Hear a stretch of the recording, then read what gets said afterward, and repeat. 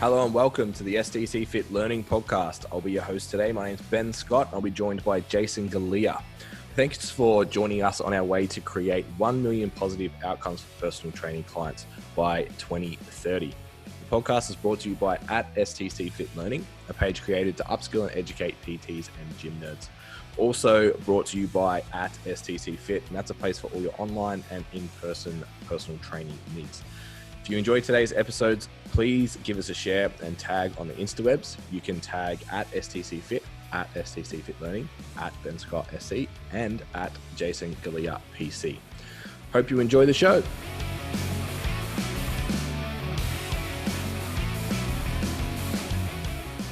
Good morning, Jason. Morning, Ben. First time we've done a morning one in a while. We can't say that it's been a while. Like, it's been our opening line for the last couple of episodes. We're actually on the due date for once. Yeah. We're prepared and actually doing what we're supposed to. Prepared-ish. We wrote some notes 5 minutes ago. Looking straight podcast style. That's how we roll, man. Yeah. That's prepared for us. We played with the dogs first. It's fine. What's news? How's life adjusting to online only? Seamless, very seamless. Like, I've still got a couple of sessions at home. Yeah. But that's not in any capacity that's worthy of talking about. Yeah. But yeah, it's good. I actually joined a gym, signed up, got a membership at the local Meatheads gym, guys. Just so I could make sure I leave the house. Yeah. Because it's like, sit at home a fair bit. And if I train at home, because I'm like, that's not a good idea. I could just see myself going into a hole, just getting really salty by Thursday, just barraging people on social media or just complaining to you about it. That sounds really familiar. Do you know someone like that? I can see how that happens now. It's like you need to get out and see people. So just join the gym and it's been good. I think it just needed to happen. Everyone's like, oh, it's be different. It's not the same without you at the gym. And that's like, it's time to go. Yeah. It's time to go a long time ago. So I think that's why I don't really feel that different. I wonder if you've created a gangland power vacuum who takes over as top dog at Good Life Point Cook. Oh, as I was leaving, Amy was working out and I went up to her and I said, so as the second senior STCfit member here, I said, the torch has officially been passed to you to represent the business. I'm like, don't fuck up. No pressure. I'm just like, I'm out. I just left because, goodbyes aren't my thing. Amy knows especially. So. I'm leaving. That's it. Yeah. I don't see the problem in that. I don't see the problem in having, why do I have to say goodbye individually to 15 people when I can just say, all right. Especially when you've so where I grew up, my family is that. It's like, right, see you later, and you leave. Whereas my fiance's family is you go around and hug everyone goodbye. So there's fucking 40 people here. Yeah. No, you have to plan to leave 20 minutes early. Yeah, I'm not about that life. If there's a big group here, I'm saying I'm out and I'm leaving. Yeah. Anyway, apparently that's not a thing. So whatever. Yeah, it definitely depends on the culture of the group, for sure. One of those things I'm resistant to change. So you just gotta put up. Look, I'm not offended in any way. Because it gives me an excuse to do the same thing. Yeah, that's it. I'll be the snowplow, man. Yeah. You guys can follow too. Fine. Yeah. It's interesting. I was actually thinking about my first couple of months going online. I actually walked out the door and drove to Queensland for a month. So it was it wasn't until I got back that I was like, oh, okay. Queensland was obviously, there was heaps going on. You guys came up, trained with Will all the time. There's lots of shit to do. And then got back and I was like, oh, okay. So I'm just home by myself all week now with no one to talk to but my dog. Yeah. Which is a bit weird. But yeah, it's good. I think I've got a good taste of being at home last year. Well, you're well trained. Yeah. So this is a massive change and bonus on top of that. So you're actually allowed to go somewhere when you feel like it. Yeah. The balance is pretty good at the moment. I know things will change once, these future projects that we have finally come together. Jim's kind of pumping and stuff. So I'm just enjoying this kind of working at home life kind of thing. Because we'll probably change that up once we have an office space and that. So yeah. My fiance is this is her 4th week at home full time with her coaching business. So it's Like you need to go outside.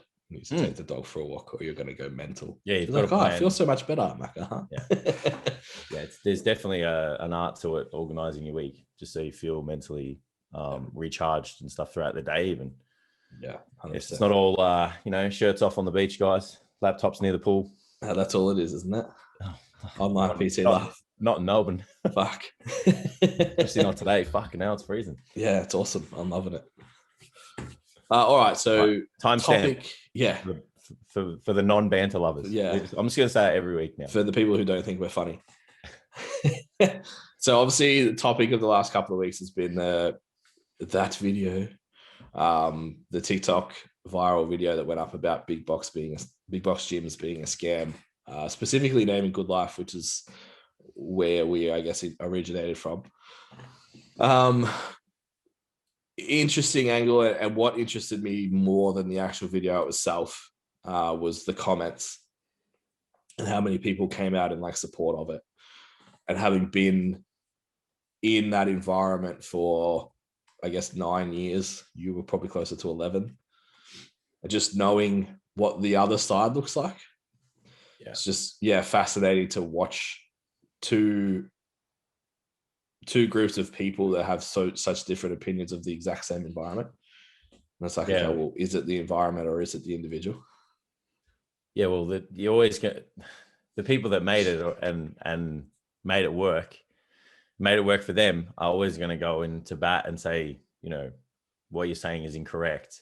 Yeah. And then it's interesting that only the people that failed were the ones that come up with these negative comments. Like, yeah, that's it. There wasn't anyone in there that was saying that they lasted 5 years and did really, really well. That was and didn't agree with like how things are set up. Yeah. And we're shitting on the model. Yeah, correct. So I guess to give some background, I'm going to misquote it because I don't remember it word for word, but essentially the premise was the Good Life gyms ran primarily based off the trainers, the free labor that they got the trainers to do, because the gym would sell a Kickstart and then you would have to in bunny ears take that lead to then create their own business, which is essentially working for free. But the thing that really just got missed in all of it was like, basically the way that a big box gym works is you get a piece of paper that's a pre-arranged agreement that you would normally say negotiate with, say, a Good Life Health Club, and say, cool, these are all the things that I'm going to do for you. And these are all the things that you're going to do for me. And we agree that is how things are going to work. And we're going to go in and have a good partnership. Hopefully there's going to be mutual beneficial to everyone involved. So I think what the misconception is, and I don't know where this comes from and who needs to take all of the responsibility for it. As you guys are aware, Jason and I tend to lean towards the take responsibility for yourself mindset. But it seems like people still think, even when they sign the agreement that's called an independent business owner agreement, that they somehow work for Good Life. It's like your strongest connection is you wear the shirt in the gym so it looks better. Yeah. And it's interesting. It's like the same people remembering, like, we went through a phase where we were like really big on education. So we're trying to put up posters and get shit out in the club as much as we can. That wasn't even promotional stuff. It was literally just like, don't do this with deadlifts and tips and stuff. Yeah. So we had a manager come through and pull it all down. And we were basically told that it wasn't fair for us to do it because other trainers wouldn't. So when you talk about like uniform, it's like, okay, so the people that are going to complain that there's posters up that someone took the time to create and spent the money on getting laminated and all of that are the same people that are going to get pissed off when someone walks in with a crisp flash ass uniform that looks great, that because they can't go get one, they can't afford one. Yeah. So it's a really interesting, I guess, evolution of how all that comes together.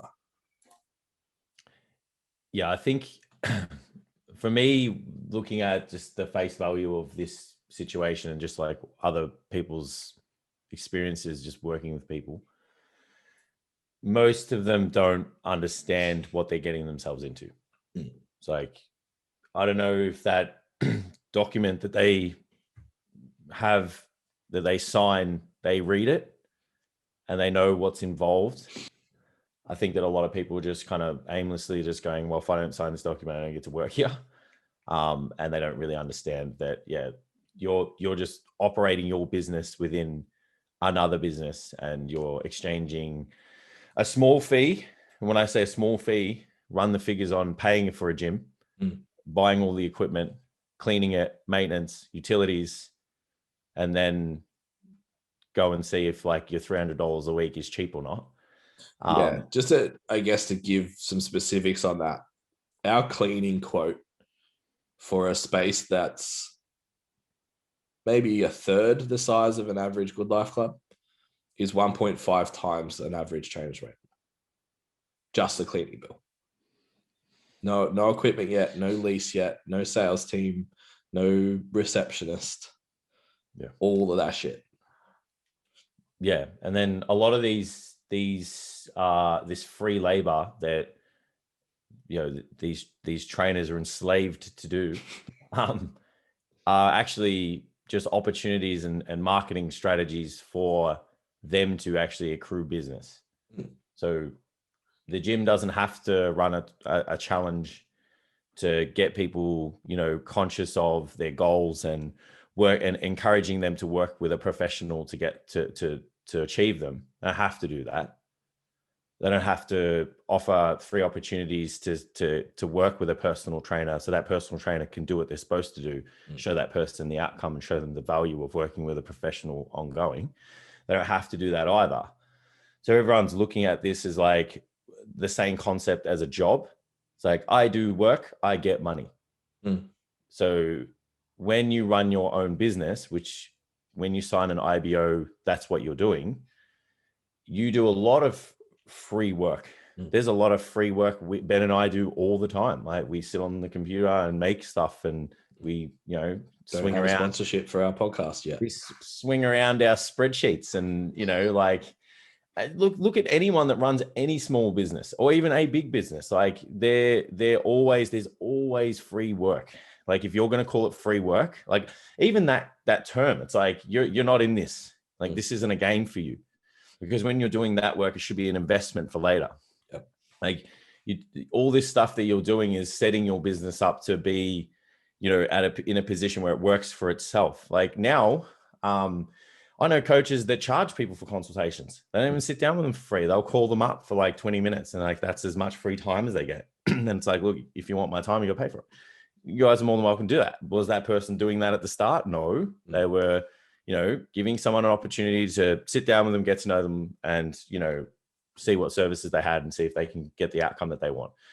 I think people don't understand in fitness that, no, because like they look at things like doctors and dentists and physios, and they're like, well, if I need to go see the physio, I just pay that person. I don't get a free session with that person. And that is fine. That is very true.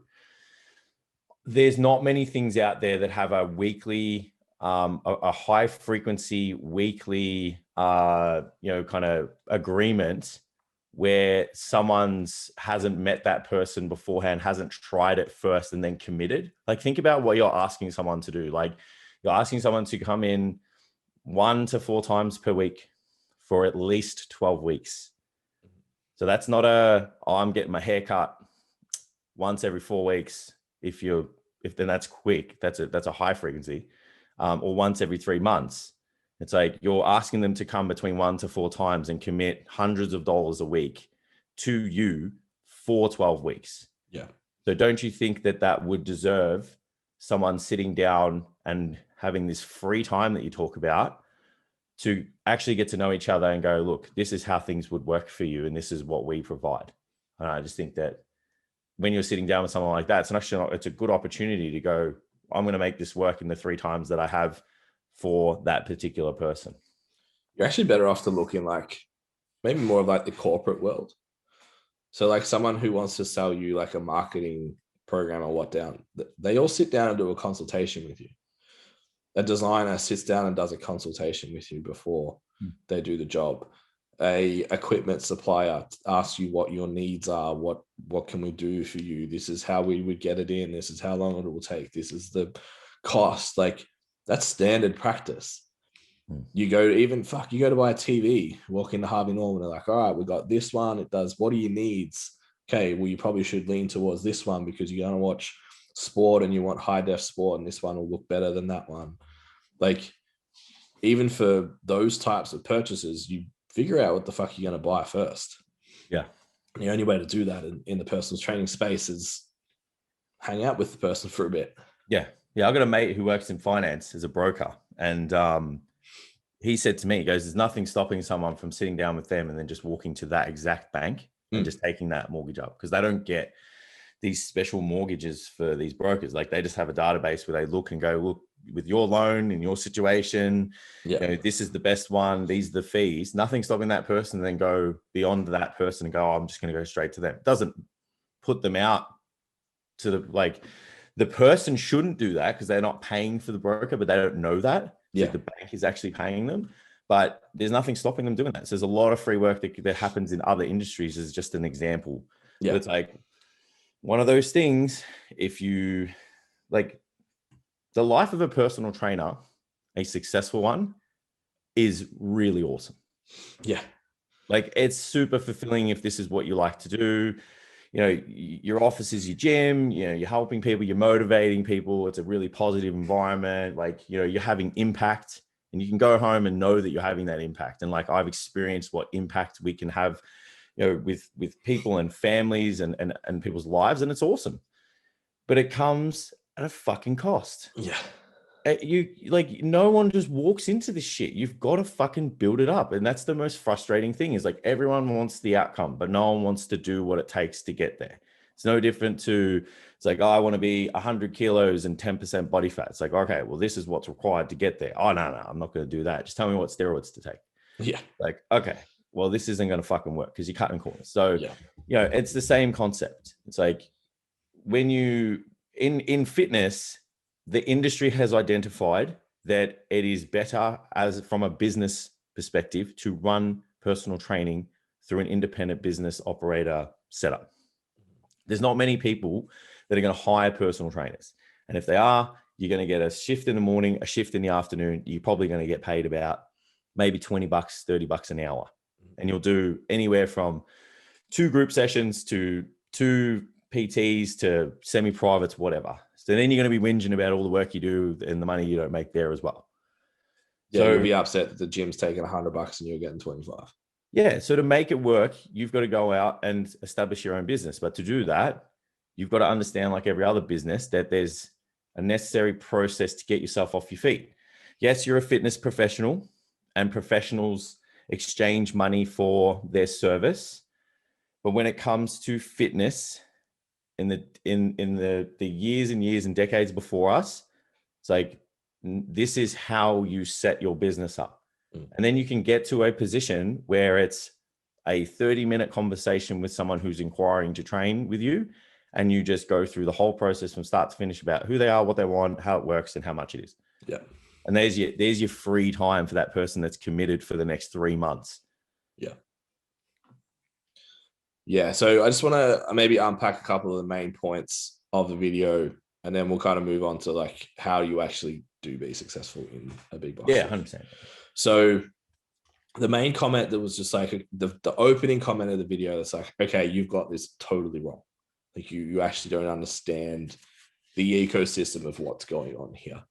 Is commercial gyms run off unpaid labor. So an average commercial gym, somewhere in the excess of like 3,000 to 4,000 members, $20 a week, somewhere between $60,000 and $80,000 a week.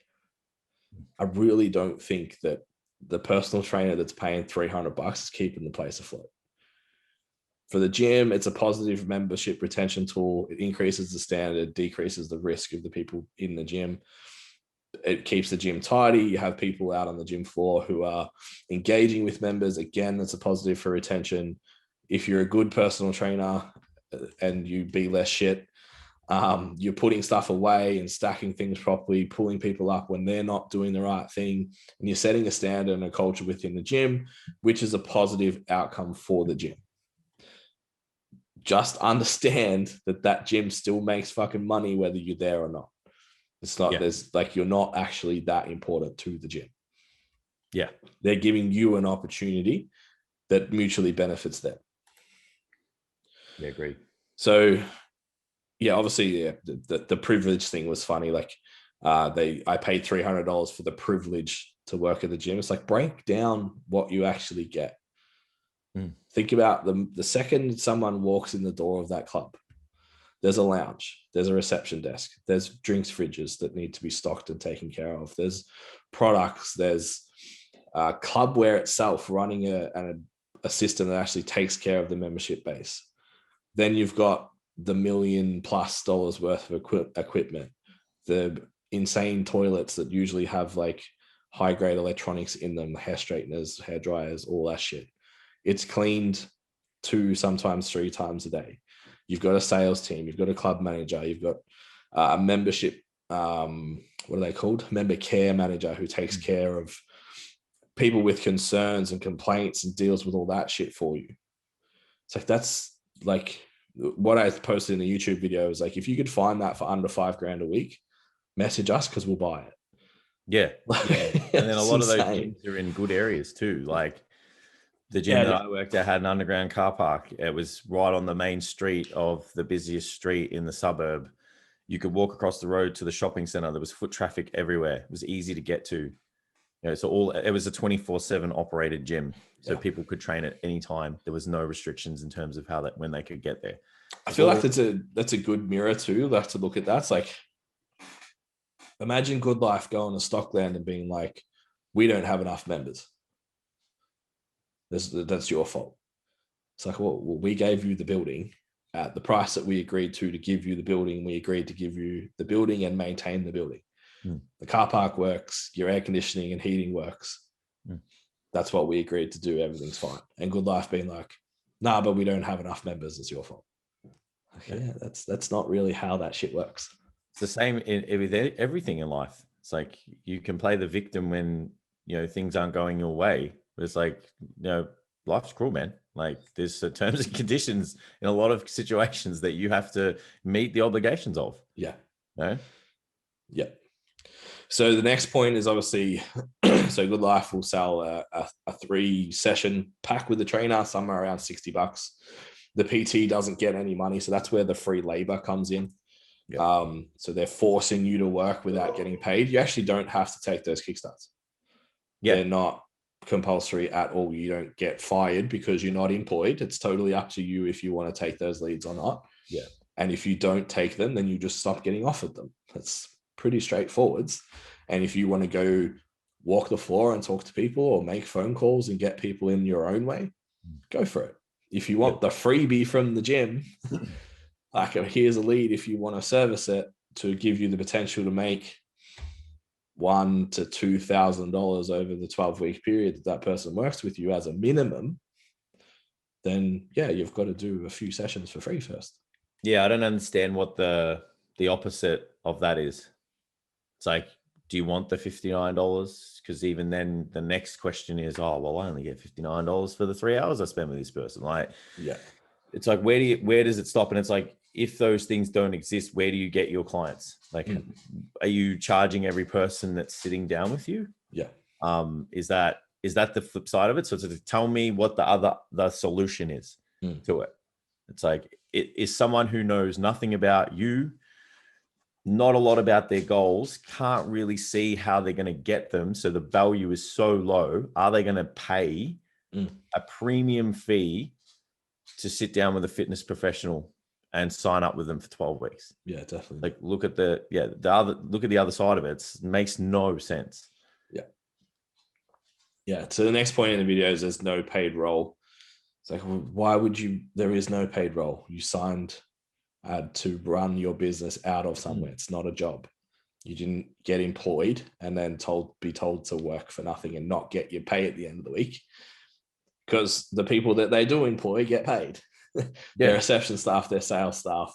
An important thing to remember, which I think a lot of PTs and people don't actually understand, the membership consultant gets paid for the Kickstart sale because they did the work.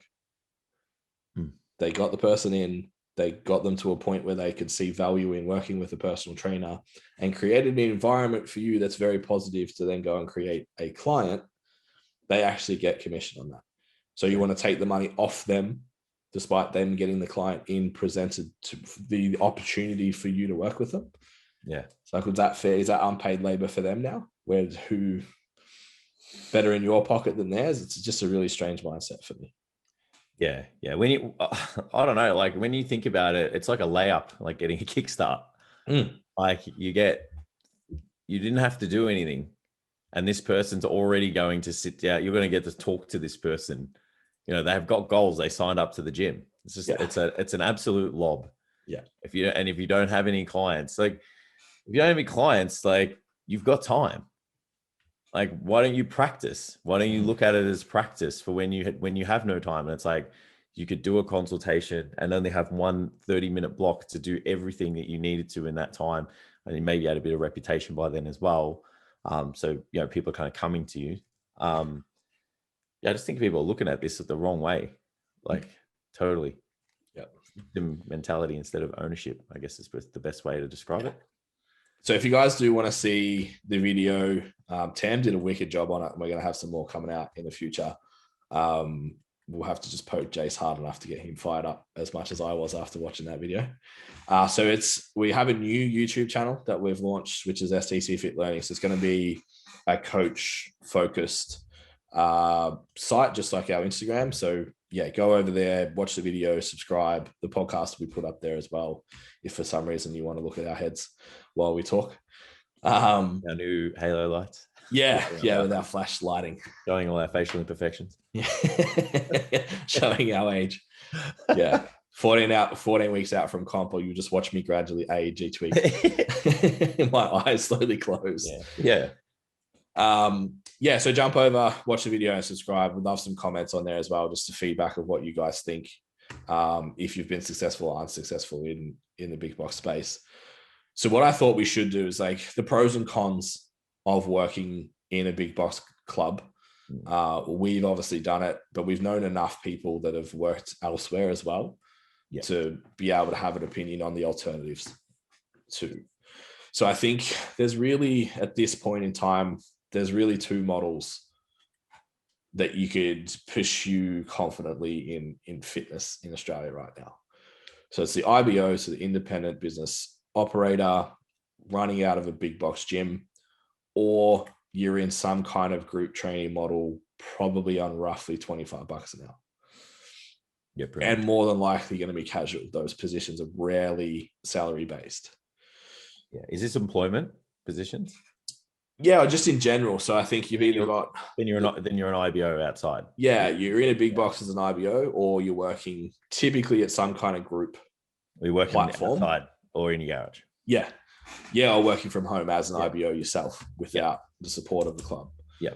Which just sounds terrifying to me. It just sounds like the hardest fucking way to do things ever. Yeah.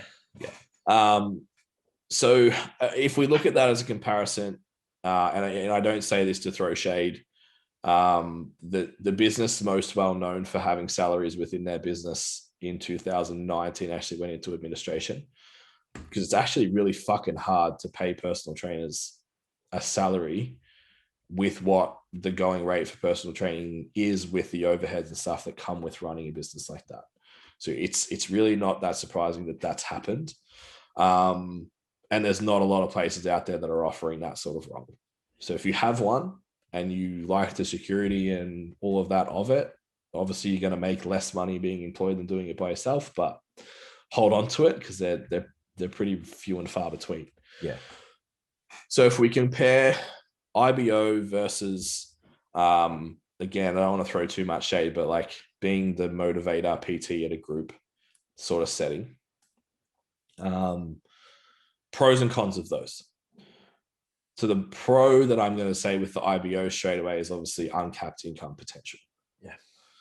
You can charge up to 150, even $200 an hour. You can work your own hours whenever you want to suit your own schedule. Eventually, not straight away, you'll be able to work with the people that you want to because you're attracting the right people. In terms of running your own business, we talked about like doing it from home and how that just sounds like a fucking headache. You've got 4,000 members on tap to contact anytime you need a client. All the facilities we've talked about, all the like high standard of equipment. Look, we've been as guilty of it as anyone else. Like fucking leg press is always out of order. It's like we need that thing. And we get every problem that you've ever had in the Big Box Club. We've had it too. And we've probably talked about it as well. Yeah. But if you look at it big picture, like it's pretty fucking good. It's a pretty good setup. Versus you're working not necessarily with the people you want to work with. You have less control in terms of the service you want to offer. And you're making way, way, way less money, like $25 an hour in these other environments. Is there anything else that you've sort of noticed between those two? No, you're swapping comfort for a super low earning capacity.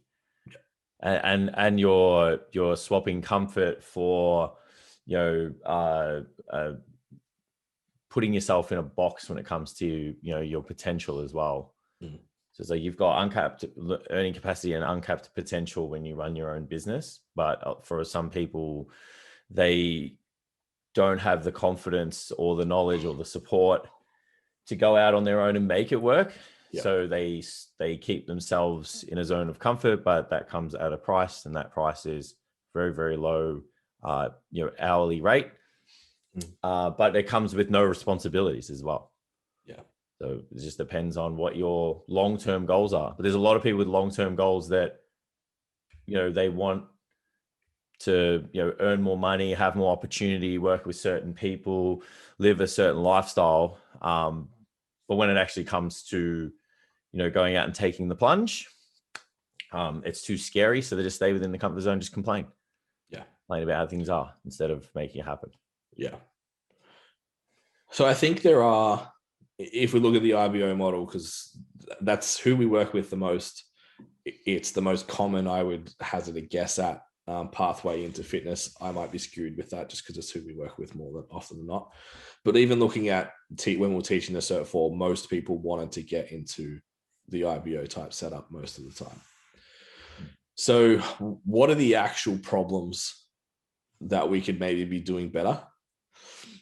There is a really big gap in terms of understanding how to run a business. How do we do this segment without getting in trouble? We're not going to get in trouble. We're just going to sell our own shit because we fill that gap, and that's why we're basically our place in the market. But look, I know the answer to this one. We've talked about the Cert 4 before in terms of like you can get your programming knowledge, particularly if you have a decent teacher. You can get good technical skills built if you're in a more face-to-face model than online, or if you're taking upon yourself and doing a lot of placement. Yeah. The qualification you come out with is sufficient to build a full book in a health club. That's fine. Where the ball seems to be dropped is how do you run your own business? How do you do sales? How do you build clientele? How do you coach? How do you communicate? Those things seems to be missing. So the point that I raised in the, I think it's in the video, if not, it's in one of the comments, like the only way I think that changes is if heaps of people, personal trainers, start buying business education.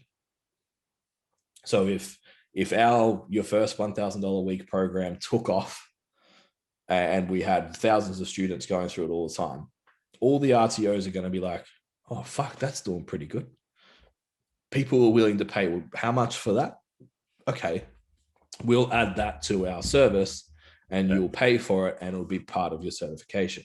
Yeah. The problem that we have right now is people aren't willing to pay for it. Yeah. Because some of them actually have business attached to their personal training courses. No one does them. Yeah. And they're not. So I don't know if they're formulated from people who've like been in the trenches. Of course. Yeah. It's like just general overview. Like we did business units at uni, like for PT. Yeah. I did a unit called personal training. Like, man, I laughed so hard. Still got the folder over here. Laughed so hard at it. Because it's like, that's not how PT works. You don't just like get hired and you're the professional. Yeah. It's paid the $100 hourly rate that it was back in 2010 or whatever. But anyway, it's just general shit. It's not like people that have lived in it. So like we were able to go, all of these things are a problem. Yeah. And this is how, the general population interact with professionals, and this is what they will need. This is what you need to know. You need to ask them. This is how you need to interact with them. So that's the hardest part with like the business stuff. Yeah. And PTs don't see value in it at the start. They're just like, if I'm really good, if I'm real good, I don't need that. And that seems to be the attitude, which we're going to get onto next. It's actually misguided. It's like, you can be the best fucking programmer in the world. If you're not programming for any clients, it doesn't matter. It's like, I'm the best programmer who never programmed for anyone. Teach people how to program, cool, bro. Like, it doesn't really work that way. But I think before we move into that, there's something that I think is important to touch on. Having been to maybe 2 or 3 of the big box gym inductions, they teach you to sell. They teach you how to go from picking up the phone to closing the person. And they give you printouts and they give you how to set everything up, and they give you the walkthrough, and they help you set your goals and how many people you need to speak to, and all of that shit that we talk about all the time. Just maybe in a shorter version that's less specific, because they have such a broad range of people and skill sets and I guess business outcomes that are in mind. So it has to be a little bit more vague. But fuck, if you just followed that, you'll make enough money to stay. You won't have to leave because you're broke. But again, people don't pay attention. People don't apply it. You see them 3 weeks later and you're like, oh, how you going with the sales training that you got? Like, show us your sales presentation. Like, oh, what sales presentation? Like, what do you mean? But at the same time, when they don't make it, it's the gym's fault. It's like, well, the gym didn't have to give you any of that. Yeah. And that's part of your super expensive $1,600 startup fee, which involves, which I don't, whatever, the fee's the fee, right? That 3-day sales course, which is what it essentially is the reason why you pay that fee, partly. Yeah. Along with your uniform and all the marketing and stuff and your business cards and all of that. That's what that fee is, just letting you know. Yeah. So if you choose not to apply any of that and then complain that you don't understand, I don't know. It doesn't sit well with me. Yeah. Yeah. The other problem that I have, which I'm going to try and articulate this without getting in trouble. Jason has, for the ear people, Jason has the biggest smirk on his face right now. So every business wants the personal trainers to be successful. It makes more sense for the trainers to actually be successful than not. And there are definitely people who are employed for positions to support the personal trainers to be successful. Over the last, say, 3 to 4 years, that role has definitely taken a bit of what we call it, like a rework. And it's probably not being put with, people aren't being employed in that position that are probably the best person for the job, because it doesn't pay enough. And unless you want to climb the ladder of that particular organization to get to club manager or something along those lines, it's filled with people who are just kind of midway. It's like their business isn't great, but it's not bad. So where the flip side of that is, you put someone in that position, like I got offered that position heaps of times. I'm just like, I'm not going to do that position. It's doesn't pay enough. It's too much work it's not fulfilling for me anyway. I could have done it easily. But you can't offer someone who's making $100 an hour on the gym floor $20 an hour. So, and that's the problem too. It's like, so that's where the support isn't necessarily the best for the trainer team, because the person who's doing that job's either trying to, get ahead, go do something else, or there's someone who's kind of midway. So they don't really have a lot of experience to deal with like all of these situations that these trainers come up with, how to build their business and stuff. Because if they built their own business, they wouldn't be in that position. So I'm trying to say, without shitting on people, and like, I don't mean to, but it's like, I didn't do it because my business was successful.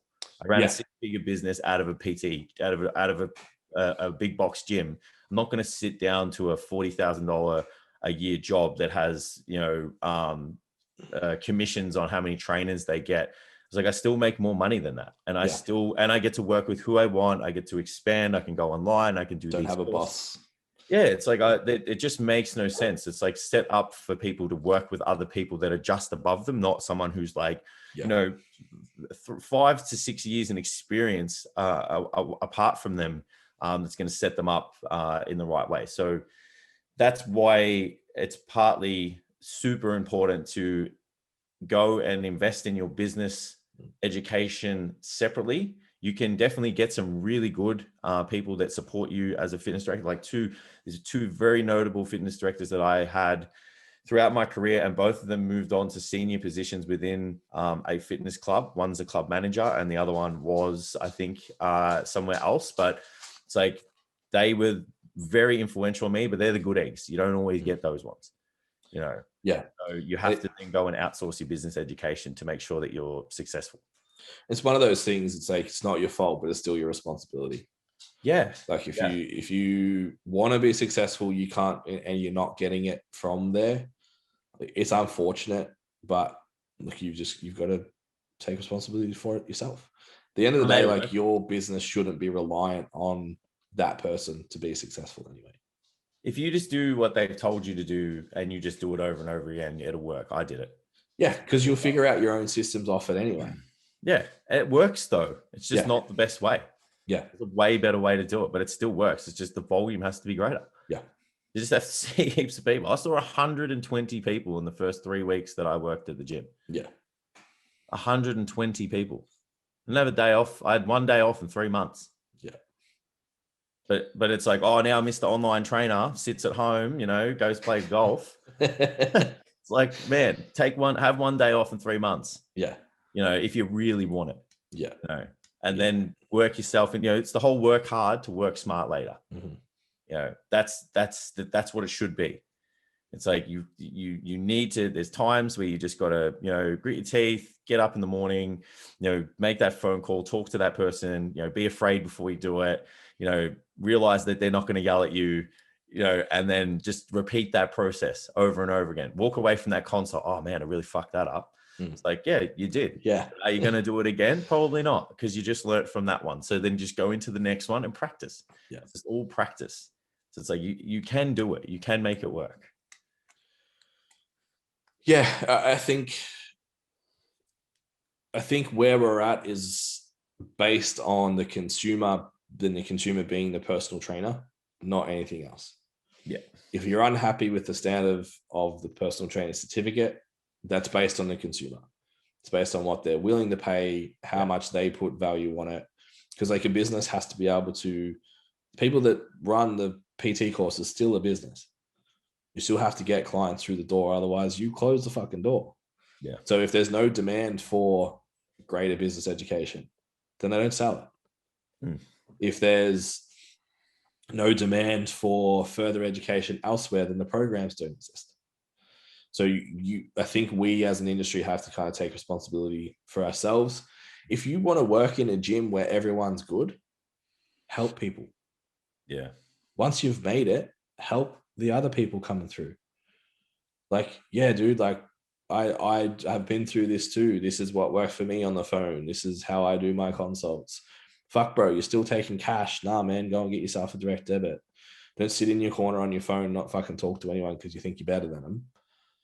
Like, help other people come up, and that'll raise the standard of your gym. And then all of a sudden, and we were talking about it the other day, like there's a few times that we could pinpoint in our career before I left and post when I left Point Cook, was like, that culture was fucking killing it. Yeah.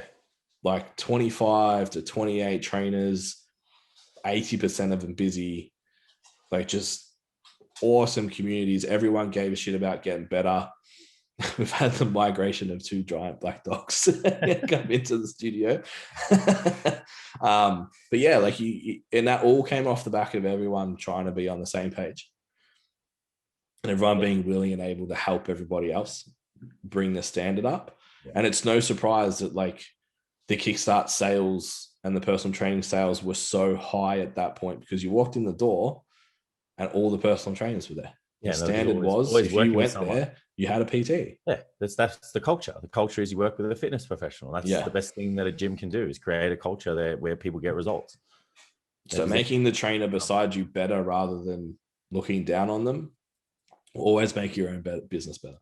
Yeah. I guess the other thing to look at, this is just opening up a can, but whatever, is the course is made off the bare minimum. The consumer wants to do the bare minimum. Yeah. Everyone's trying to do the bare minimum, but what do they want? They want it all. So they want to do the bare minimum, but they want to make the big bucks. Yeah, makes sense.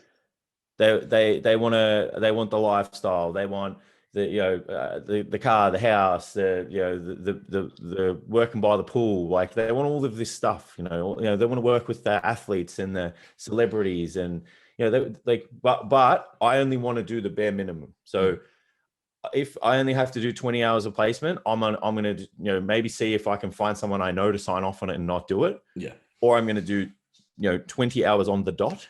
I'm only going to do the shortest course that's online, that has the least amount of practical, and then I'm not going to go out and do anything else that I need. But at the lowest price. When you sit down with me though, I'm going to charge you $100 for a session though. Yeah. Because I'm the professional and that's what I deserve, because I'm in this position. Yeah. Everything is set off doing the bare minimum. In business, you have to do everything you can. You have to set yourself a personal standard that sits way above the norms. Because if you don't, you just sit amongst the rest of the crap. Yeah. So you've just opened where I wanted to go to next, I think. Oh, really? Yeah. Oh, mad. So there's 2 stats that you need to be aware of as a personal trainer. And this is either going to do one of 2 things for you if you've never heard these before. You're either going to shit your pants and run away, or you'll step the fuck up. Yeah. So I'll let you guys just sit with that for a second and just like pre-decide which one you want to be. So there's something that's called Price's Law. So Price's Law is expressed in nature, in rainfall, in temperature, in economics, in factory production, business, all sorts of shit, the share market. Price's Law is that the square root of the group will produce 50% of the total output for that group.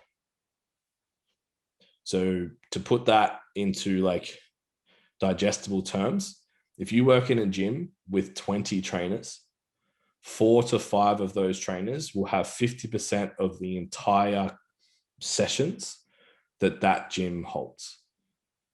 So if you do it on average and go, okay, most on average personal trainers do 20 sessions. So 20 times 20, 2 2s are 4 is 400 sessions, 400 sessions. Yep.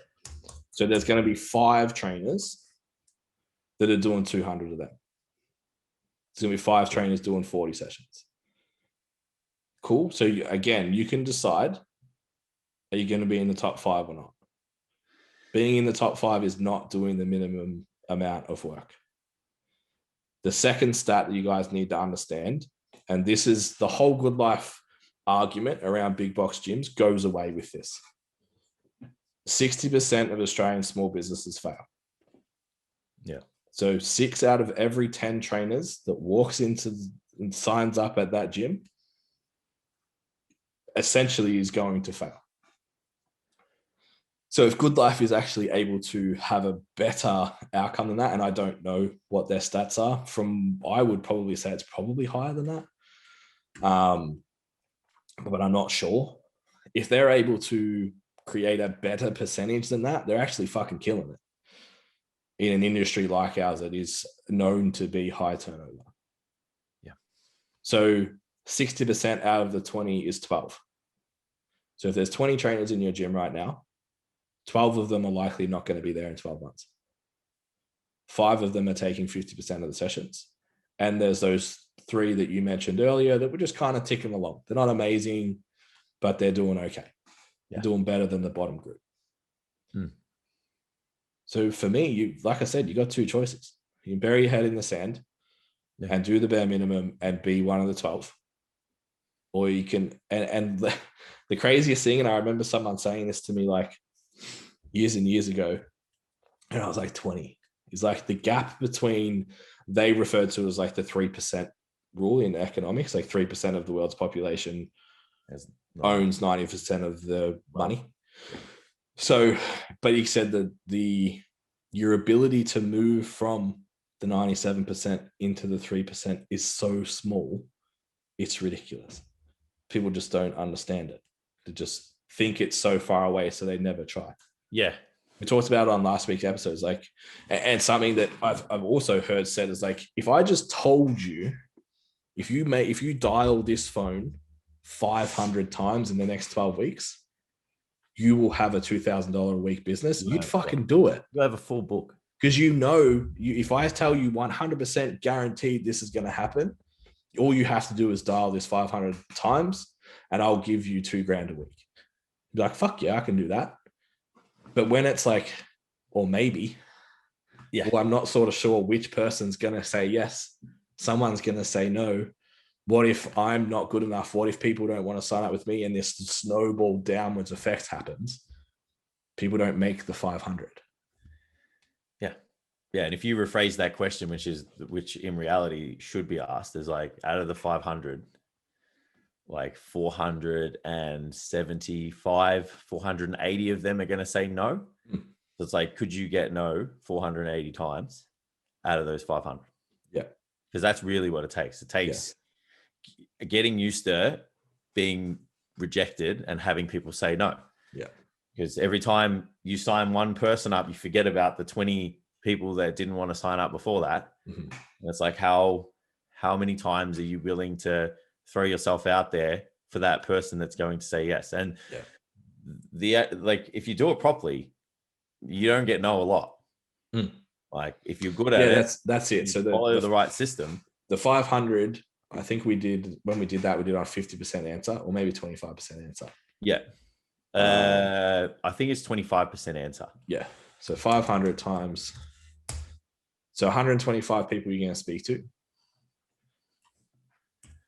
Then I think we working down to like 25 clients. So like you said, you're going to get 100 no's. Yeah, 100 no's. Yeah. Are you willing to cop no 100 times in the next 12 weeks? Yeah. That's it. That's all it takes. Yeah. The gap between the first trainer out the door and the first trainer that people walk in the door and want to hire is that. That's it. Yeah. And it's that attitude. Go find, because if you can do that with your phone calls, you'll do it with fucking everything. Yeah. Just go find someone else to talk to. Don't burn bridges with people who say no. Keep the doors open, keep contact, check in on them. And that is what the person is doing who is where you want to be. Yeah. Fuck. It's just so, this makes it so clear, just those 2 things. It's like, if you have those in your head, it just makes it so easy. It's like, I have to be in the top 5 in my club. Yeah. I'm pretty confident that anyone who's listening to this podcast is like, feeling the business anxiety, is stressed out about, starting a business and wanting to be a PT, or is currently doing it and just like in a nice way, it's failing because it's not hitting your goals. It's like, if you reverse engineered everything down to a weekly and daily task, and you could reflect on it at the end of the week and say, was this pass or fail? I'm very confident that anyone prepared to put the work in will get what they want. They'll hit their sessions. They'll make the income they want, because that's what every other successful business does. It's like the people that don't become successful off that method don't do the work because they're either in their own head and they're too scared to, step out, get uncomfortable, there's deeper things there, or they're just lazy. They're just like, it's not big enough for them to want to do that. They've got another job, they've got a dual income relationship, and it's just like, I don't have to work that hard because my wife makes 6 figures, so it's all good. And it's like, yeah, well, like, what if she didn't? Like, throw yourself out there and try. And what about your own fulfillment in life? Yeah, so you'd be very amazed with the right approach, just how successful people could be. How easy this thing could be. Yeah, this scam.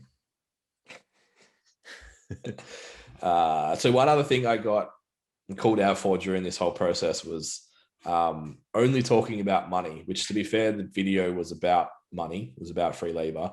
So I addressed money. And the reason that people leave personal training in big box gyms is money.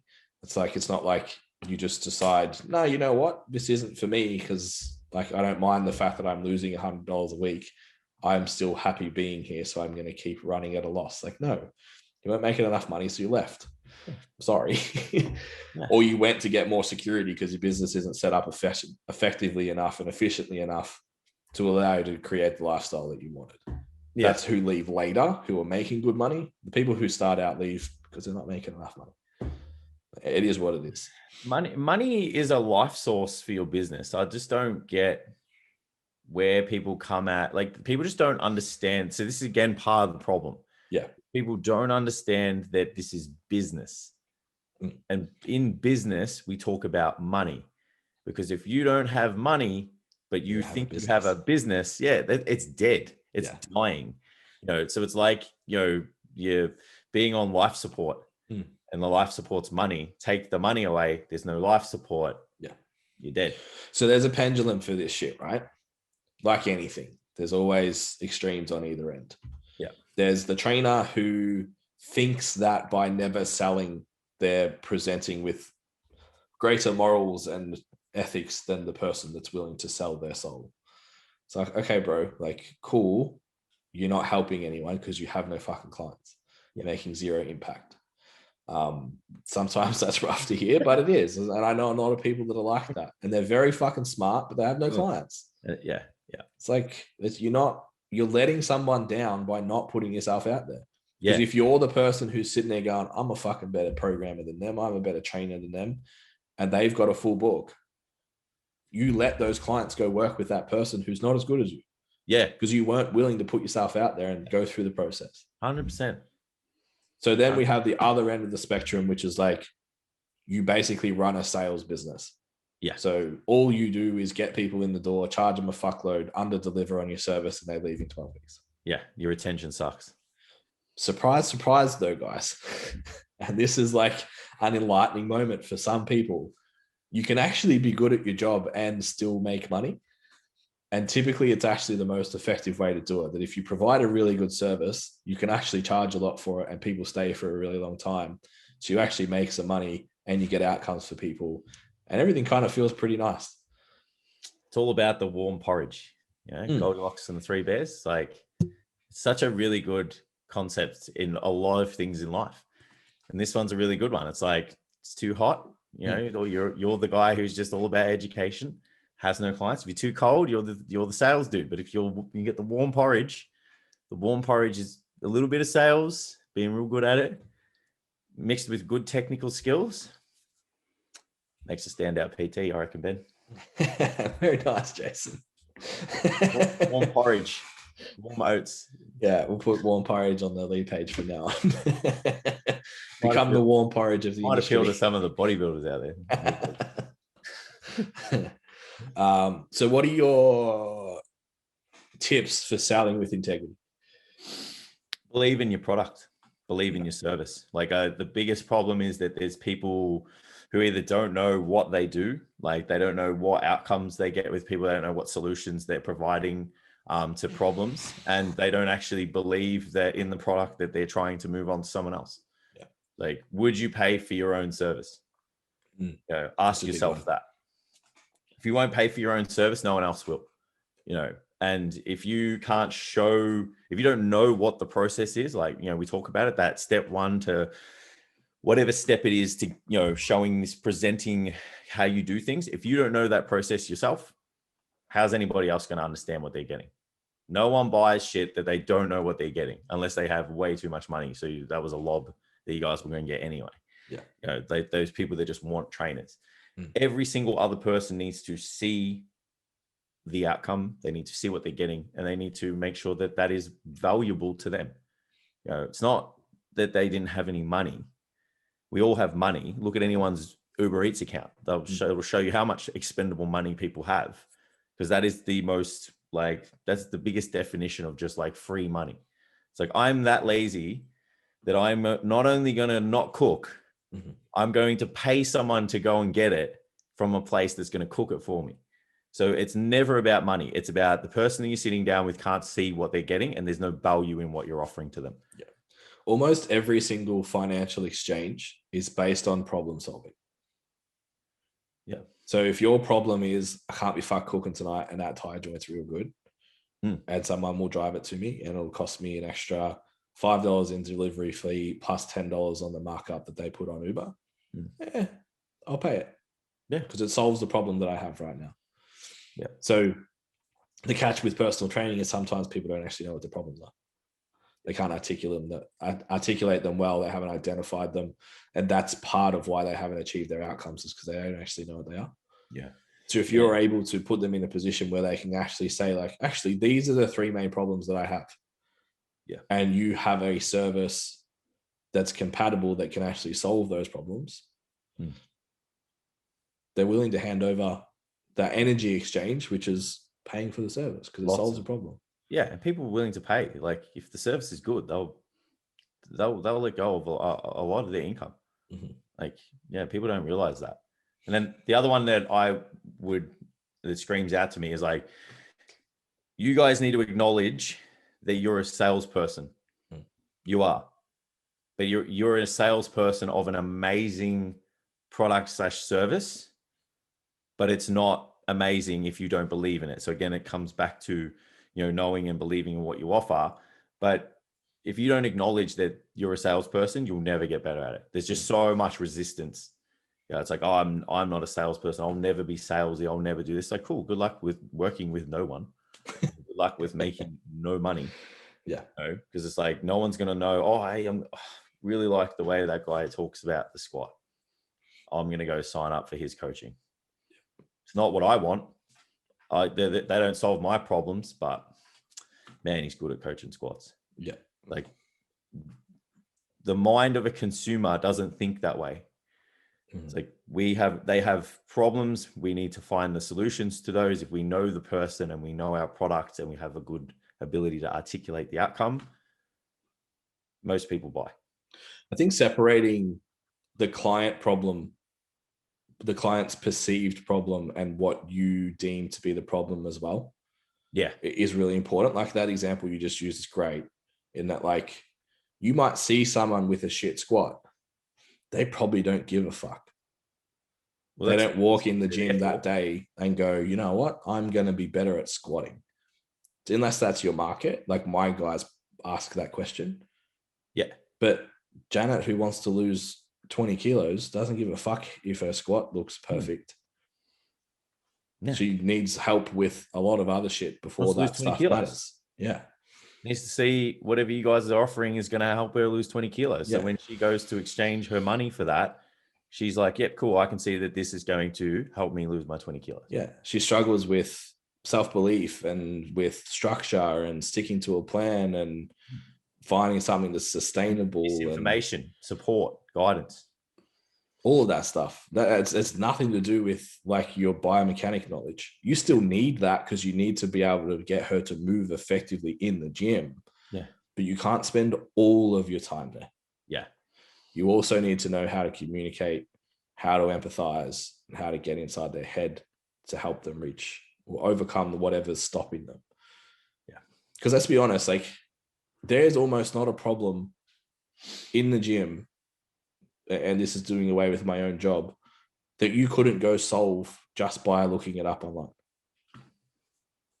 If you want to improve your squat, you could probably find a YouTube video that will help you improve your squat. Yeah. But it's the relationship, it's the trust, it's the personal touch, and the coaching. It's the coaching. that actually gets that person to execute it and believe in it and have buy-in and complete it, and then look around in 4 weeks' time and have better progress than if they had have just watched the YouTube video. Yep. Because you solved the problem, they'll pay you for it. Yeah. That's how it works.